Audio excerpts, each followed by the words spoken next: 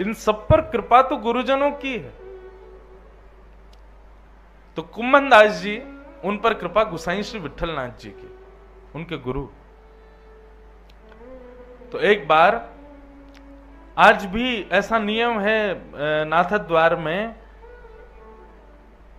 कि गोसाई विठलनाथ जी, जो कि श्रीमद वल्लभाचार्य जी के पुत्र हुए।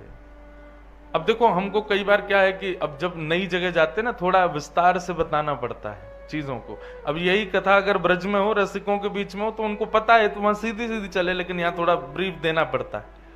श्रीमद वल्लभाचार्य जी महाराज ने श्रीनाथ जी को विराजमान तो किया, श्री जी बाबा को विराजमान तो किया, परंतु उन्होंने ग्रंथों का अवलोकन और भक्ति का विस्तार में ज्यादा समय दिया। ठाकुर जी के श्रृंगार और भोग की सेवा इतनी ज्यादा प्रारंभ नहीं की। परंतु जब सेवा में गोसाई श्री विठलनाथ जी पधारे, उन्होंने राग, भोग और श्रृंगार, ये तीन प्रणालियां प्रारंभ कर दी ठाकुर जी की सेवा में। राग नहीं तो भोग, और भोग नहीं तो श्रृंगार, तीनों भाव से ठाकुर जी को प्रसन्न करो। तो गोसाई विठलनाथ जी के कृपा पात्र श्री कुम्भन दास जी, कुम्भन दास जी का चरित्र आता है, बीच बीच में हम सुनाएंगे जो जो भाव लगेगा। तो श्री कुम्भन दास जी को आज पता चला कि गोसाई विठलनाथ जी का आज जन्मदिन है, और गोसाई विठलनाथ जी के प्रादुर्भाव दिवस पर आज भी नाथ द्वार में जलेबी उत्सव होता है। पूरे नाथ द्वार में जलेबियां, उसका नाम ही जलेबी महोत्सव है। जलेबी महोत्सव मतलब गोसाई विठलनाथ जी का जन्मदिन है आज, तो जलेबी महोत्सव। सब लोगों ने दुनिया भर के सामग्रियां ठाकुर जी की सेवा में अर्पित की। सब शिष्य परिकर अपने गुरुदेव के जन्मोत्सव में कुछ ना कुछ भाव रख रहे थे, परंतु कुम्भन दास जी बड़े उदास, क्या करें, क्योंकि कुम्भन दास जी के घर में बड़ा अभावग्रस्त जीवन था कुम्भन दास जी का। उनके 7 तो पुत्र ही थे कुम्भन दास जी के, और फिर उसके बाद भी उनकी एक विधवा भतीजी संग रहती थी। परिवार बहुत बड़ा था कुम्भन दास जी का, घर में खाने वाले बहुत थे, लेकिन खाने को लेने नहीं था। यही तो चल रहा है संसार में, किसी घर में खाने वाले बहुत हैं, खाने को नहीं है, किसी घर में खाने को बहुत है, खाने वाले 2 ही हैं, कुछ भी नहीं है। तो कुम्भन दास जी का जीवन ऐसा ही था, उनके घर में खाने वाले तो बहुत, लेकिन खाने के लिए कुछ नहीं। लेकिन कुम्भन दास जी बड़े चिंतित कि आज गोसाई जी का जन्मोत्सव और हम कुछ नहीं कर पा रहे। तो कुम्भन दास जी के पास एक गैया थी, बस उसी का दूध निकाल के उसकी सेवा करते थे, कुछ सामग्री बना के श्री जी बाबा को अर्पित करते थे। तो कुम्भन दास जी ने आज अपनी गैया को दान कर दिया, बेच दिया किसी को।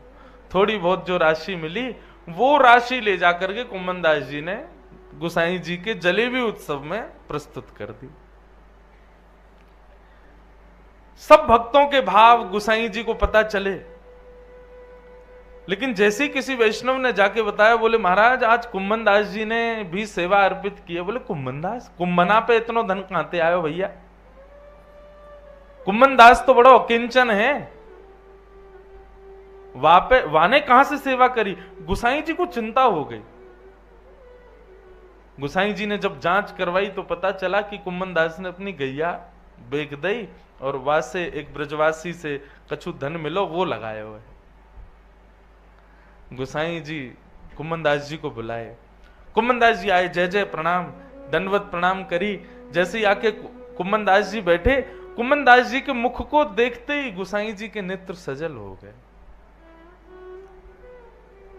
कुम्भन दास जी बोले जय जय, कहा भयो आप इतने उदास क्यों हो, आपके नेत्रन में ये अश्रुबिंद, जय जय कोई श्रम है गो हमारी वजह से। ब्रजभाषा समझ रहे हो?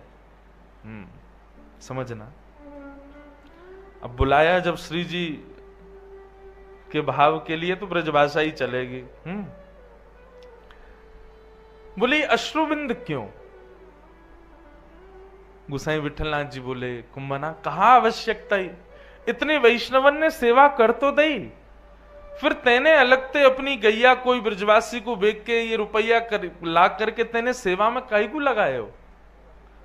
जब तो पता है तेरे घर की स्थिति इतनी बढ़िया ना है तो फिर जरूरत थोड़ी ही और जरूरी थोड़ी है कुंभना कि धनते ही सेवा करी जाए, मनते भी तो होवे तनते भी तो होवे, और मन और तनते तो तू पूरी पूरी करे। जरूरी थोड़ी तू धन की सेवा देवे के काजे ये सब करेगो। तेने गैया काय को बेच दी अपनी? कहा है गौवाते? उत्सव तो यथावत अपने रूप में रहे हो, तेने गैया क्यों बेची? कुम्भनदास जी मंद मुस्कान लगे और कुम्भनदास जी ने आज गोसाई विठलनाथ जी से कहा, बोले कि जय जय, मेरी वाह करनी को ये फल कि मेरे गुरुदेव के दोनों नेत्रन से ये अमृत बिंदु प्रकट भय मेरे काजे। मेरे पर दीन भाव रख के, दया भाव रख के मेरे गुरुदेव के नेत्रों से ये अमृत बिंदु मेरे काजे प्रकट भय। मुझे लगे कि वो करने से आज मेरा उद्धार है गयो, कल्याण है गयो। आपने जो ये व्यक्ति का सबसे बहुमूल्य वस्तु क्या है व्यक्ति के पास? उसके अश्रु बिंदु। सबके लिए प्रकट नहीं होते बंधु। सदैव व्यक्ति अपने लिए ही रोता है।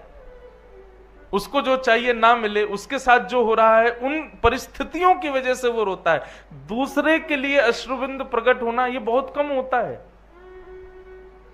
लेकिन आज कुम्भनदास जी बोले, मेरे गुरुदेव के नेत्र सजल भय मेरे काजे, मेरो तो उद्धार आज ही है गयो। यदि अभी मेरे प्राण निकल जाएं तो निश्चित है कि मोकू श्यामा श्याम की गोद प्राप्त होगी। क्यों? मेरे गुरुदेव ने आज दया करके मेरे ऊपर दीन भाव से नेत्रन से अश्रु आए। नाथ, भले ही मेरी करनी आपको अनुचित लगी हो, पर मेरी या सेवा से आप मेरे प्रति दया भाव रख रहे हो। मेरो कल्याण तो यही ते है क्यों? बंधु, ऐसे भाव ये श्री जी को प्रिय लगते हैं। सब भक्तों की श्रृंखला देखी जाए और उनके अंतरंग भावों को जब देखा जाए तो हम दूर दूर तक नहीं है उनके समीप में, दूर दूर तक भी हमारा कोई समागम नहीं है। हम स्पर्श तक नहीं कर सकते उनके भावों का। मीराबाई हो, कुम्भनदास हो, सूरदास हो, इन सब की योग्यता ही यही है। ये श्यामा श्याम को श्रेष्ठ मानते हैं, उसके अतिरिक्त कुछ भी नहीं। हमारे यहां पत्नी भी हमारी, बच्चे भी हमारे, सब कुछ हमारा, और उसके बाद ठाकुर जी भी, हाँ ये भी हमारे हैं। प्रेम गली अति सांकरी तामे दो ना समाए, और हमने तो 25 बैठा रखे। प्रेम गली में घुटन है जाएगी ठाकुर जी को, जामेंगे ही ना। बंधुओं, ये बातें ना सुनने में बड़ी आपको अटपटी लगेंगी, लेकिन ब्रजरस भैया है ही अटपटो। वहां श्यामा श्याम के अतिरिक्त और कुछ भी यदि आप लाना चाहोगे तो वे सबसे पहले चले जाएंगे। कुम्भनदास जी के 7 पुत्र मैंने बताए ना, परंतु उनसे कोई पूछता तो वो बोलते 1.5 पुत्र हैं मेरे। क्यों? बोले, एक तो चतुर्भुज दास जिन्होंने गोवर्धन वासी सांवरे ये पद गाया, आज सुबह हम सुना रहे थे। ये पद श्री चतुर्भुज दास जी ने गाया। तो 1.5 पुत्र कैसे? एक पुत्र छोटा था क्या? बोले नहीं, एक पुत्र में सेवा तो इतनी नहीं थी, पर मंदिर के वैष्णवों की थोड़ी सेवा, गौशाला की थोड़ी सेवा वो करता था, इसलिए उसको आधा पुत्र मानते थे। बाकी के श्रेष्ठ पुत्र थे, लेकिन भगवत भजन नहीं करते थे, इसलिए कुम्भनदास जी उनको स्वीकार नहीं करते थे। देखो, ऐसे कुम्भनदास जी हम लोग हो सकते हैं ऐसे? हम लोग कभी नहीं हो सकते। इसलिए मैं पहले ही कह दूं, ये कथाएं चर्चाएं सुनने तक ही सीमित रखना। अगर लागू करने पे आए ना अपने ऊपर तो जी नहीं पाओगे संसार में। आज वृंदावन लाखों लोग पहुंच रहे हैं, लेकिन वृंदावन रीति से यदि कोई चला गया तो वृंदावन से वापस नहीं जा पाएगा। कल मुजफ्फरनगर में कथा चल रही थी, वहां मुझे स्मृति आई, पूज्य श्री राधा बाबा महाराज गोरखपुर में विराजते थे। लेकिन कभी वृंदावन नहीं गए। क्यों? वो कहते मैं अगर वृंदावन गया तो वापस नहीं आ पाऊंगा, इसलिए गोरखपुर में ही वृंदावन प्रकट कर लिया। तो वृंदावन सांचो धन भैया, ये हरिराम व्यास जी कह रहे हैं, इसलिए कह रहे हैं क्योंकि इसको कमा लिया तो फिर और कुछ कमाने लायक बचोगे नहीं। कोई व्यक्ति चाहे मैं बनारस में भी रहूं और मैं बिजनेस भी करूं और वृंदावन भी मेरे चित्त में रहे, संभव ही नहीं। वृंदावन आया तो सब जाएगा, और सबके संग वृंदावन को आप रखना चाहते हो, ये असंभव है, असंभव। कुम्मन दास जी के एक पुत्र की मृत्यु हो गई, जो 1.5 पुत्र बोलते तो आधा पुत्र जिसको मानते थे उसकी मृत्यु हो गई। जैसे किसी ने जाके बताया तो कुम्मन दास जी मूर्छित होकर गिर पड़े। सब लोग बोले ये कैसे भक्त, बहुत कहते थे कि मुझे पुत्र पुत्रियों से मोह नहीं, मुझे परिवार से मोह नहीं। आज किसी ने आके बताया पुत्र की मृत्यु हो गई तो कुम्मन दास जी मूर्छित हो गए। कहां गए आप भजन, कहां गए श्री जी बाबा, कहां गए ठाकुर जी की सेवा? आ गया पुत्र मोह, हो गया प्रकट। सब गए, सब आश्चर्य इस बात का ज्यादा कर रहे हैं कि कुम्मन दास जी मूर्छित हो गए। इन जैसा भगवतीय भक्त जो कभी भगवान के विमुख अलग कोई बात ही नहीं करता, आज सांसारिक चर्चा पे इतना मोहित। गोसाई विठलनाथ जी को जब पता चली कि कुम्मन दास जी के पुत्र पधार गए तो बड़े दुखी हुए, लेकिन दूसरी खबर जब मिली कुम्मन दास मूर्छित हो गए पुत्र विरह में, गोसाई जी बोले मैं मान ही नहीं सकता, ये स्वीकार्य नहीं है बात। कुम्मन दास पुत्र विरह में मोहित होकर के मूर्छित नहीं हुआ है। जैसे ही गोसाई जी आए, गोसाई जी ने देखा कुम्मन दास जी मूर्छित पड़े थे।